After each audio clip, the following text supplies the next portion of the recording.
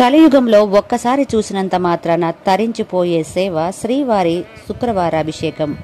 శ్రీ వెంకటేశ్వర స్వామి వారి మూల విరాట్కు ప్రతి శుక్రవారం తెల్లవారుజామున 5 గంటలకు జరిగే అభిషేకమే శుక్రవారాభిషేకం.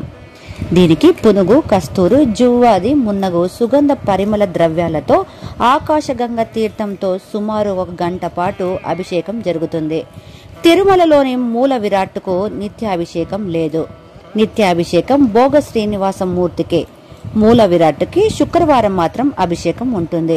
ప్రాతకాల ఆరాధన పూర్తి కాగానే అభిషేకం సంకల్పం జరుగుతుంది. అష్టోత్తర శతనామార్చన జరుగుతుంది. ఆపై ఊర్ధ్వపుండ్రంలోని అరభాగం కూడా తగ్గించి సూక్ష్మంగా ఊర్ధ్వపుండ్రాన్ని మాత్రం దర్శనీయ మాత్రంగా ఉంచుతారు. వస్త్రాన్ని, ఉత్తరేయాన్ని తొలగించి స్నాన కౌపీనం కడతారు. ఈ సమయంలో శ్రీవారి సన్నిధిలో 2 వెండి గంగాలాలలో గోక్షీరాన్ని, 2 వెండి గంగాలాలలో బంగారు బావి శుద్ధోదకాన్ని సిద్ధపరుస్తారు. ఆ తర్వాత జియ్యంగార్లు, అధికారులు, ఏకాంగులు, పరిచారకులు, ఆచార్య పురుషులు, వైష్ణవ స్వాములు పరిమళ అరం వెళతారు. జియ్యంగార్లు పచ్చకర్పూరం, కస్తూరి ఉన్న రజత పాత్రను, అధికారులు కుంకుమ పువ్వుతో తయారు చేసిన 4 బిళ్ళలు, చందన బిళ్ళలు, పసుపు కలిపి ఉన్న రజత పాత్రలను పరిచారకులు పరిమళం ఉన్న రజత పాత్రను స్వీకరిస్తారు.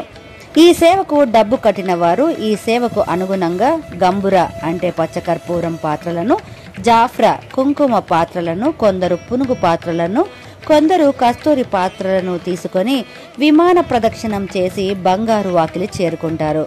అభిషేక ద్రవ్యాలను శ్రీవారికి సమర్పిస్తారు. ఆపై అభిషేకం మొదలవుతుంది. అర్చకుడు అభిషేకానికి అనువైన పీఠం మీద నిలబడి జియ్యంగారు అందించిన ఆకాశగంగా జలంతో నిండిన సువర్ణ శంఖం తీసుకొని పురుష సూక్తంతో అభిషేకం కొనసాగిస్తాడు. అభిషేకానంతరం వరకు పంచసూక్తాల, పంచోపనిషత్తుల పఠనం కొనసాగుతుంటుంది. సువర్ణ శంఖాభిషేకం పూర్తి అయ్యాక క్షీరాభిషేకం మొదలవుతుంది. శ్రీవారి వైకుంఠ హస్తం నుండి జాలువారే క్షీరాన్ని సంగ్రహిస్తారు. ఆపై శుద్ధోదకాభిషేకం సాగుతుంది.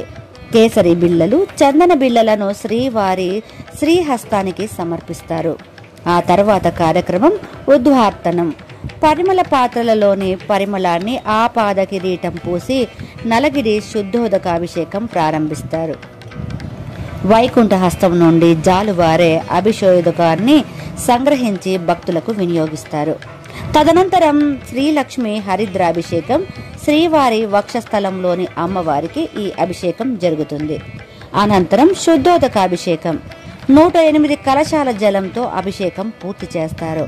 అప్పుడు తెరలో మూల విరాట్టు శరీరంపై తడి లేకుండా తుడిచి శ్రీవారి కిరీటానికి పొడి వస్త్రం చుట్టి 24 మూరల పొడవు గల సరిగ పట్టంచు దోవతిని, 12 మూరల ఉత్తరీయాన్ని అందంగా తొడిగి ఆపై ఊర్ధ్వపుండ్రాల్ని తీరుస్తారు. పచ్చకర్పూర హారతి జరుగుతుండగా తెరను తీస్తారు.